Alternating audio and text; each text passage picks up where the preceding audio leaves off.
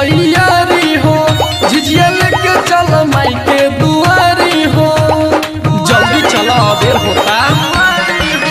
जल्दी कहला सखी तैयारी हो, झिझिया लेके चल माई के दुआरी हो।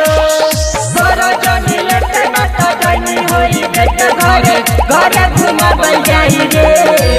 सखी डिबिया जराबल जाई रे, माते झिझिया नचावल जाई रे।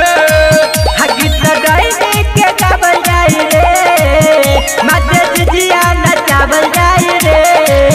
सखी डिबिया जराबल जाई रे, माते झिझिया नचावल जाई रे। देव रिकॉर्डिंग स्टूडियो मनियारी बाजार।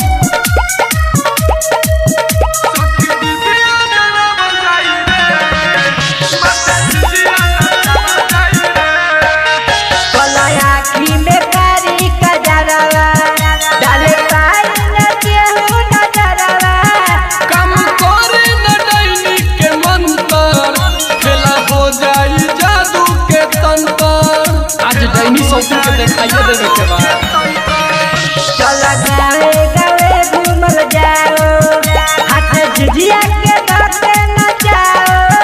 करे जगमग जगमग दियावा, बरहम बाबा के गीतिया सुनाओ। करिए ना ढोंग जदी रोजी जोंग जोंग ओकरा बेटा के छिपावल जाई रे। सखी डिबिया जराबल जाई रे, माते झिझिया नचावल जाई रे। गीत गाई के गावल जाई रे, माते झिझिया नचावल जाई रे। प्रेम से बोलिए जय सिरपुर वाली काली मैया की।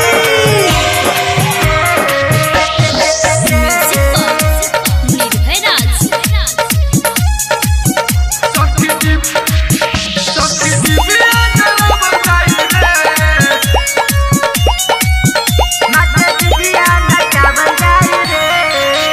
चार भैया के बाटे झिझिया बड़ी नीक लागेला ना झिझिया। मिथलेश मैजिक के डिबिया, जाके जल्दी बुलाओ रे निभिया। अरे जल्दी जल्दी बुलाओ, लेट होता। तने सुनला हो तू बड़ावादी, एक बोरा चाउर ले आदी। संगे रामजी दीवाना के राजू, दूगो अगरबत्ती लिया दी। वही जाता रात सब लोग चलो साथ मुखिया के बोलावल जाई रे। सखी डिबिया